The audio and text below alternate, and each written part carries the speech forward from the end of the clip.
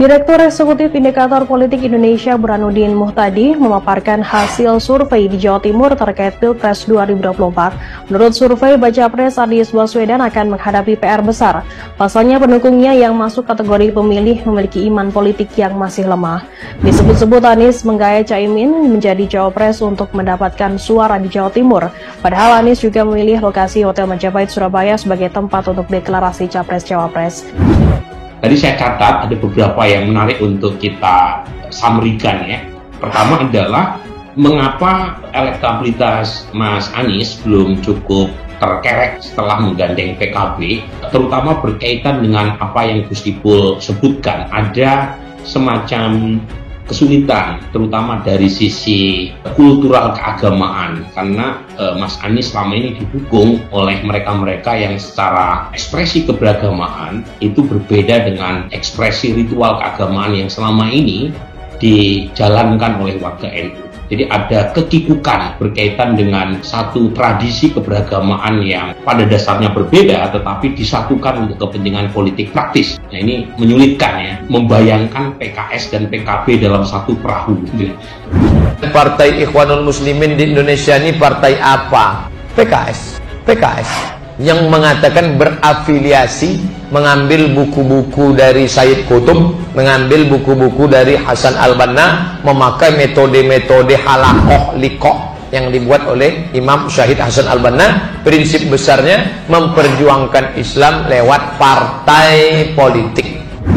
Ikhwanul Muslimin kemudian mau dipakai menyelesaikan problem Indonesia, nggak bisa. Ikhwanul Muslimin didirikan oleh Hasan al-Banna sebagai problem solvingnya orang Mesir, dibawa ke Indonesia, di sana gagal, Morsi digantung, akan kau selesaikan untuk Indonesia? Nggak mungkin.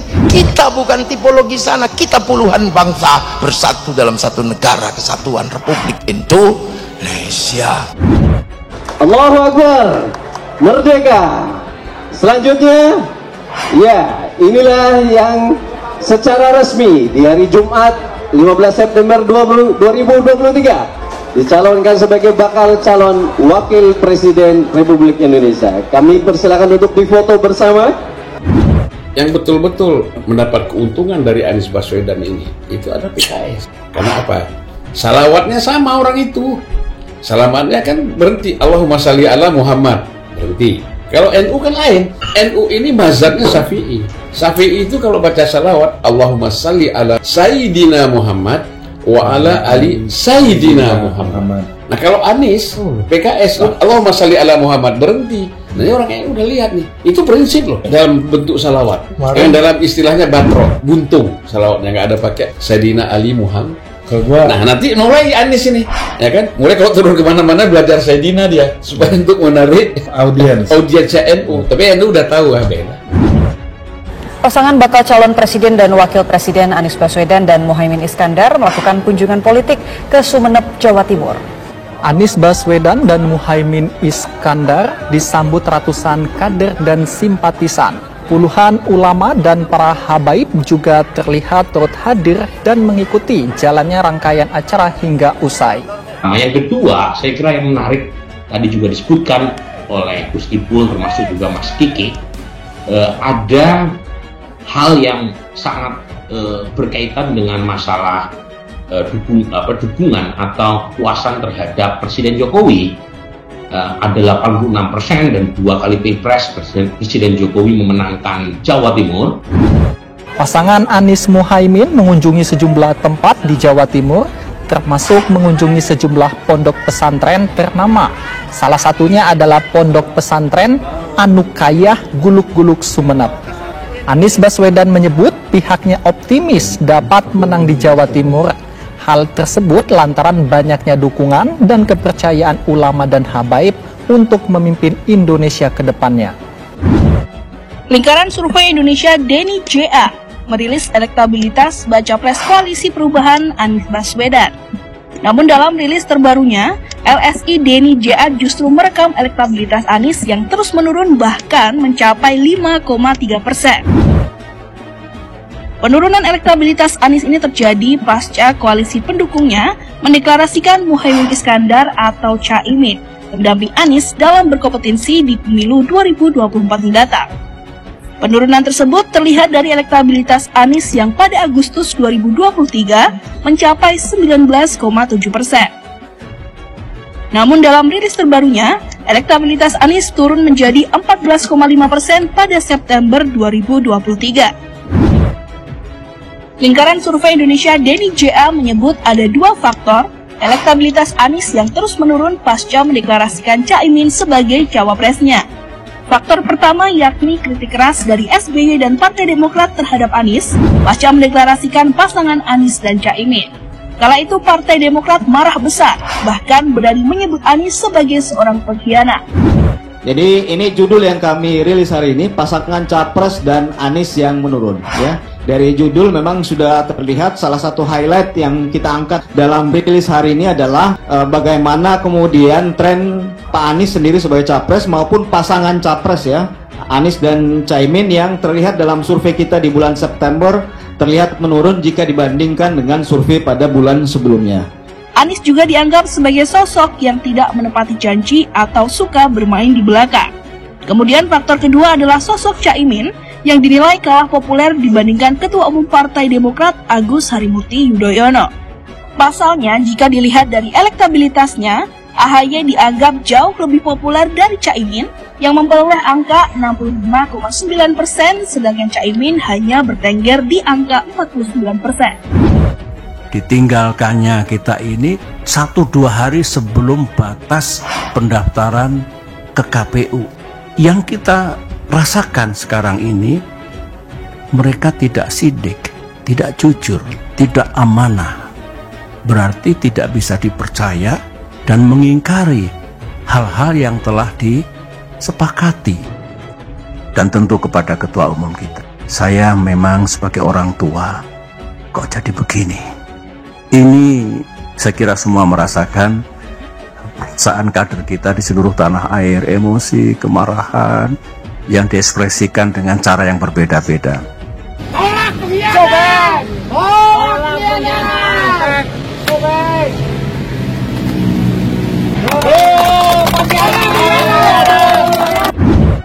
Banyak pihak yang terkejut, termasuk juga pemilih PKB ya dan NU ya. Ya karena ini seperti yang kita tahu jarang sekali terjadi koalisi antara dua partai ini ya, PKS dan PKB ya. Di masa bawah juga seringkali terjadi gesekan-gesekan ya antara masa PKB, masa NU maupun PKS ya. Sehingga tentunya di awal ini ketika survei kita kerjakan ya, konsolidasinya belum rapi terjadi antara Anies Caimin ya maupun di internal PKB sendiri ya. Pada awal-awal berdirinya PKS ini kan termasuk anti yang malah menyelenggarakan Maulid Nabi, hol-hol peringatan orang meninggal apa itu kan begitu, bid'ah. Tapi kan sekarang hal-hal seperti itu mulai dicairkan untuk supaya bisa menarik masyarakat kalangan Nahdiyin atau masyarakat yang bermazhab Sunni Syafi'i supaya bisa ikut mendukung PKS. Apakah kemudian posisinya semakin akan membaik atau justru stagnan atau menurun? Kalau stagnan atau menurun artinya bahwa deklarasi pasangan Anies Caimin ini tidak berdampak apa-apa, justru cenderung negatif dibanding sisi positifnya. Assalamualaikum warahmatullahi wabarakatuh. Jumpa lagi dengan kami di channel Nafas Pembaharuan. Para sahabat sekalian, mimpi ex-Gubernur tata kata Anies Baswedan untuk meraih kursi RI 1 lewat kontestasi Pilpres 2024 sepertinya makin buyar. Taktik cerdik, berbau licik dan khianat pada mitra koalisi, sebut saja Demokrat yang dicampakkan begitu saja secara sepihak dengan mendadak menggait ketum PKB Muhaimin Iskandar alias Caimin, seperti menjadi blunder fatal buat capres yang koar-koar mau restorasi dan perubahan Indonesia.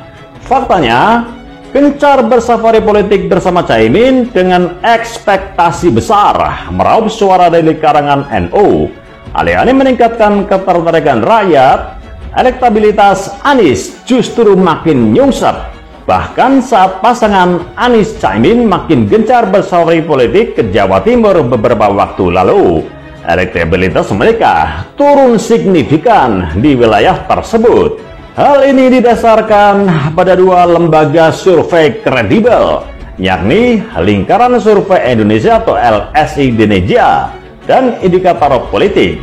Keduanya menempatkan Anies di posisi paling buncit di bawah kedua capres lainnya, yakni Ganjar Pranowo dan Prabowo Subianto. Tak mengherankan bagi para pengamat dan publik, karena bukan rahasia lagi, koalisi Anies Caimin terkesan jelas dipaksakan pada kepentingan pragmatisme politik dengan mengabaikan ideologi kultur keagamaan. Peleburan abnormal antara PKB yang berbasis NU atau Nahdliyin dengan PKS yang berbasis massa yang berlawanan. Semua tahu, dalam banyak hal, basis keislaman keduanya ibarat air dengan minyak. Bagaimana bisa diharapkan tercipta koalisi yang solid? Sebelumnya, pengamat politik dari Universitas Paramadina, Ahmad Khairul Umam menilai relasi Partai Kebangkitan Bangsa atau PKB dengan Partai Keadilan Sejahtera atau PKS ibarat air dengan minyak yang sulit sekali untuk bertemu. Dalam berbagai momentum politik, relasi PKB dan PKS ini ibarat air dengan minyak. Keduanya sulit bertemu dan para kadernya di lapangan maupun di jagat maya juga sering berbenturan satu sama lain. Kata Umam kepada Kompas.com Jumat 10 Juni 2022 lalu. Umam mengakui PKB dan PKS sama-sama partai berbasis Islam, tetapi keduanya memiliki paradigma politik Islam yang bertolak belakang. Ia menyebutkan PKB yang lahir dari rahim Nahdlatul Ulama merupakan representasi watak moderatis yang berasal dari model keagamaan post-tradisionalisme Islam yang ditampilkan kaum santri Nusantara. Sementara PKS lahir dari gerakan tarbiyah yang mewadahi segmen muslim kelas menengah perkotaan yang cenderung konservatif. Karena perbedaan itulah, menurut Umam, koalisi antara PKB dan PKS patut diuji konsistensinya. Besar kemungkinan ini hanya strategi marketing politik kedua partai belaka. Ibu dia. Sementara itu, pengamat komunikasi politik Universitas Esa Unggul, M. Jamiluddin Ritong menyebut ada dua pertimbangan utama. Pertama, PKS dan PKB selama ini dinilai kerap berseberangan. Ideologi sejarah perjuangan kedua partai ini pun dinilai tampak kurang sejalan. Meskipun dua partai itu pernah dalam satu koalisi di era kepemimpinan Susilo Bambang Yudhoyono atau SBY, namun koalisi saat itu bukan gagasan PKB dan PKS. Dua partai tersebut saat itu menjadi satu koalisi atas prakarsa Partai Demokrat. Dengan begitu tampaknya sulit bagi kedua partai untuk menyatukan visi dan misi dalam mengusung presiden. Kedua partai akan terjebak pada ideologi perjuangan masing-masing, kata Jamaluddin saat dihubungi Merdeka.com Minggu 12 Juni 2023 lalu. Lebih lanjut, Jamiluddin menyebut pendukung kedua partai itu juga ibarat minyak dan air. Karena itu ada kemungkinan bila PKB berkoalisi dengan PKS tidak akan mendapat dukungan dari pendukungnya.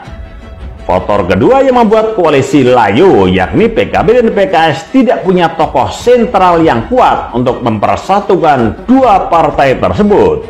Hal ini akan membuat koalisi semut merah menjadi rapuh sehingga mudah goyah, ungkapnya. Peluang layu pun semakin besar karena PKB terkesan memaksakan ketua umumnya, Caimin, menjadi cawapres. Padahal elektabilitas Caimin hingga saat ini masih sangat rendah sehingga tak layak diusung menjadi cawapres. Para sahabat sekalian, terbaru berdasarkan hasil survei LSI Indonesia di bulan September 2023, bakal capres usungan Koalisi Indonesia Maju atau KIM, Prabowo Subianto masih unggul sementara di angka 39,8%. diikuti oleh bakal capres Ganjar Pranowo yang meraih sekitar 37,9%. Kemudian elektabilitas Anies hanya berkisar di angka 14,5%. Menurut ini, dukungan pada Anies masih jauh dibandingkan dengan Ganjar dan Prabowo. Selisihnya lebih dari 20%. Tambahnya, tak hanya itu, perbandingan dukungan kepada Anies Baswedan di bulan September dan Agustus juga menurun. Bulan Agustus, deklarasi Anies bersama Muhaimin belumlah dinyatakan. Deklarasi pasangan ini terjadi pada tanggal 2 September 2023. Jelasnya, sebelumnya deklarasi Amin lanjut ini, dukungan kepada Anies mencapai 19,7%. Namun setelah deklarasi tersebut, dukungannya justru menurun sebanyak 5% menjadi 14,5%. Denny menilai penurunan elektabilitas Anies disebabkan oleh dampak dari Ketua Majelis Tinggi Partai Demokrat Susilo Bambang Yudhoyono atau SBY yang memilih mencabut dukungannya bagi Anies karena memilih Muhaimin Iskandar sebagai pendampingnya. Kritik SBY kepada Anies itu beredar cukup masif dan berdampak pada turunnya elektabilitas mantan Gubernur DKI Jakarta itu. SBY mempertanyakan bila saat memilih bakal calon pendamping saja Anies tidak amanah, maka bagaimana nanti dia terpilih sebagai pemimpin Indonesia? Itu kemarahan yang datang dari hati oleh Presiden 2 periode yang pernah menjadi bintang di zamannya dengan menang Pilpres 1 putaran saja dengan dukungan tertinggi dalam sejarah Pilpres langsung. Jelas Denny. Sementara itu, lanjut Denny, elektabilitas bakal capres dapat dilihat dari 3 fondasi. Pertama ialah rekam jejak kinerjanya di masa lalu. Kedua, yaitu aneka program utama yang akan diberikan kepada rakyat. Dan yang ketiga adalah kepribadian. Jika kepribadian yang diserang yang seperti sekarang ini, Anies dianggap tidak amanah. Apalagi yang menyerang adalah tokoh berpengaruh, disiarkan sangat masif pula, maka itu besar efeknya. Tambahnya, di saat yang bersamaan, Indikator Politik Indonesia merilis hasil survei terbaru yang dilakukan pada 14-20 September 2023 terkait peta elektoral di Jawa Timur. Dalam simulasi 3 nama, Ganjar Pranowo memiliki elektabilitas tertinggi. Hasil survei ini dipaparkan oleh Direktur Eksekutif Indikator Politik Indonesia Burhanuddin Muhtadi Minggu 1 Oktober 2023. Jawa Timur dipilih karena memiliki potensi pemilih sekitar 16% dari total pemilih di Indonesia. Jawa Timur juga disebut sebagai salah satu kunci pemenangan dalam pemilihan presiden atau Pilpres. Untuk itu, Jawa Timur menjadi salah satu provinsi yang harus diperhitungkan. Survei ini diikuti oleh 1.810 responden yang dipilih melalui metode multi-stage random sampling dengan margin of error sekitar 2,4% dan tingkat kepercayaan 95%. Pada simulasi 3 nama, Ganjar Pranowo yang merupakan bakal calon presiden atau baca pres dari Partai Demokrasi Indonesia Perjuangan atau PDIP unggul dengan angka 43,9%. Sementara baca pres dari Partai Gerindra, Prabowo Subianto mendapatkan angka 33,8%. Sedangkan Anies Baswedan yang diusung Partai Nasdem mendapatkan urutan buncit di angka 14,4%. Direktur Eksekutif Indikator Politik Indonesia Burhanuddin Muhtadi memaparkan hasil survei di Jawa Timur terkait Pilpres 2024. Menurut survei, baca pres Anies Baswedan akan menghadapi PR besar. Pasalnya pendukungnya yang masuk kategori pemilih memiliki iman politik yang masih lemah. Disebut-sebut Anies menggaya Caimin menjadi cawapres untuk mendapatkan suara di Jawa Timur. Padahal Anies juga memilih lokasi Hotel Majapahit Surabaya sebagai tempat untuk deklarasi capres-cawapres. Tadi saya catat ada beberapa yang menarik untuk kita summary-kan ya. Pertama adalah mengapa elektabilitas Mas Anies belum cukup terkerek setelah menggandeng PKB, terutama berkaitan dengan apa yang Gus Ipul sebutkan, ada semacam kesulitan, terutama dari sisi kultural keagamaan, karena Mas Anies selama ini didukung oleh mereka-mereka yang secara ekspresi keberagamaan itu berbeda dengan ekspresi ritual keagamaan yang selama ini dijalankan oleh warga NU. Jadi ada kekikukan berkaitan dengan satu tradisi keberagamaan yang pada dasarnya berbeda tetapi disatukan untuk kepentingan politik praktis. Nah ini menyulitkan ya, membayangkan PKS dan PKB dalam satu perahu. Partai Ikhwanul Muslimin di Indonesia ini partai apa? PKS. Yang mengatakan berafiliasi, mengambil buku-buku dari Sayyid Qutb, mengambil buku-buku dari Hasan al-Banna, memakai metode-metode halakoh liqoh yang dibuat oleh Imam Syahid Hasan al-Banna. Prinsip besarnya memperjuangkan Islam lewat partai politik. Ikhwanul Muslimin kemudian mau dipakai menyelesaikan problem Indonesia. Nggak bisa. Ikhwanul Muslimin didirikan oleh Hasan al-Banna sebagai problem solvingnya orang Mesir, dibawa ke Indonesia, di sana gagal, Morsi digantung. Akan kau selesaikan untuk Indonesia? Nggak mungkin. Kita bukan tipologi sana, kita puluhan bangsa bersatu dalam satu negara kesatuan Republik Indonesia. Allahu Akbar, merdeka. Selanjutnya, ya inilah yang secara resmi di hari Jumat 15 September 2023 dicalonkan sebagai bakal calon wakil presiden Republik Indonesia. Kami persilakan untuk difoto bersama. Yang betul-betul mendapat keuntungan dari Anies Baswedan ini, itu ada PKS. Karena apa? Salawatnya sama orang itu. Salamannya kan berhenti, Allahumma shalli ala Muhammad, berhenti. Kalau NU kan lain. NU ini mazhabnya Syafi'i. Syafi'i itu kalau baca salawat, Allahumma shalli ala Sayyidina Muhammad wa ala ali Sayyidina Muhammad. Nah kalau Anies, PKS, Allahumma shalli ala Muhammad, berhenti. Nah ini orang NU udah lihat nih. Itu prinsip loh dalam bentuk salawat. Yang dalam istilahnya batro, buntung salawatnya, nggak ada pakai Sayyidina Ali Muhammad. Nah nanti mulai Anies ini, ya kan? Mulai kalau turun kemana-mana belajar Sayyidina dia supaya untuk menarik audiensnya NU. Tapi NU udah tahu beda. Pasangan bakal calon presiden dan wakil presiden Anies Baswedan dan Muhaimin Iskandar melakukan kunjungan politik ke Sumeneb, Jawa Timur. Anies Baswedan dan Muhaimin Iskandar disambut ratusan kader dan simpatisan. Puluhan ulama dan para habaib juga terlihat turut hadir dan mengikuti jalannya rangkaian acara hingga usai. Nah, yang kedua, saya kira yang menarik tadi juga disebutkan oleh Gus Ipul termasuk juga Mas Kiki, ada hal yang sangat berkaitan dengan masalah dukungan atau kepuasan terhadap Presiden Jokowi. Ada 86% dan 2 kali Pilpres Presiden Jokowi memenangkan Jawa Timur. Pasangan Anies Muhaimin mengunjungi sejumlah tempat di Jawa Timur, termasuk mengunjungi sejumlah pondok pesantren ternama. Salah satunya adalah Pondok Pesantren Anukayah Guluk-Guluk Sumeneb. Anies Baswedan menyebut pihaknya optimis dapat menang di Jawa Timur. Hal tersebut lantaran banyaknya dukungan dan kepercayaan ulama dan habaib untuk memimpin Indonesia ke depannya. Lingkaran Survei Indonesia Denny JA merilis elektabilitas baca pres Koalisi Perubahan Anies Baswedan.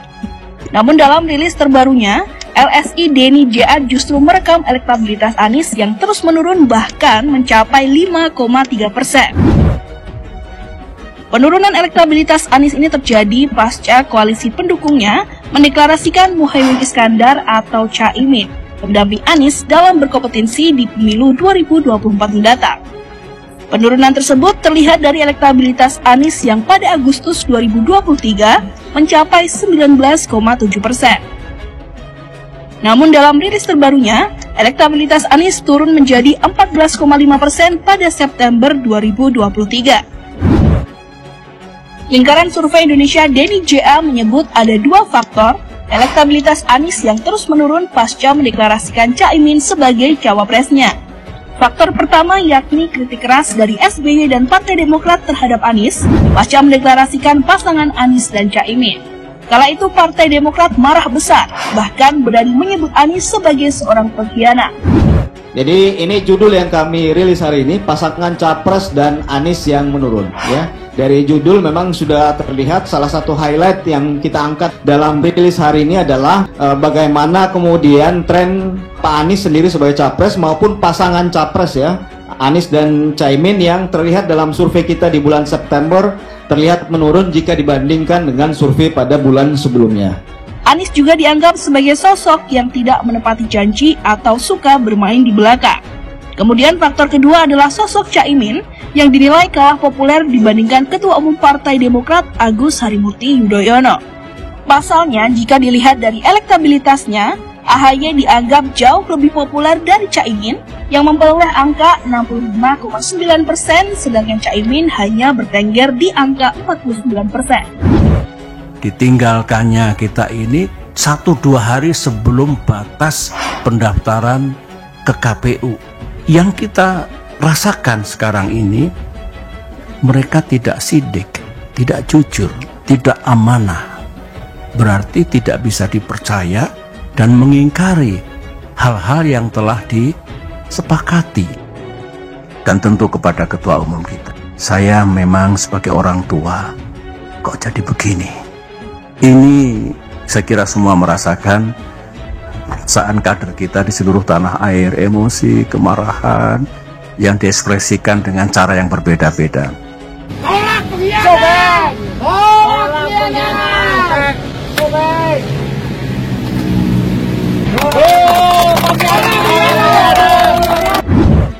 Banyak pihak yang terkejut, termasuk juga pemilih PKB ya dan NU ya.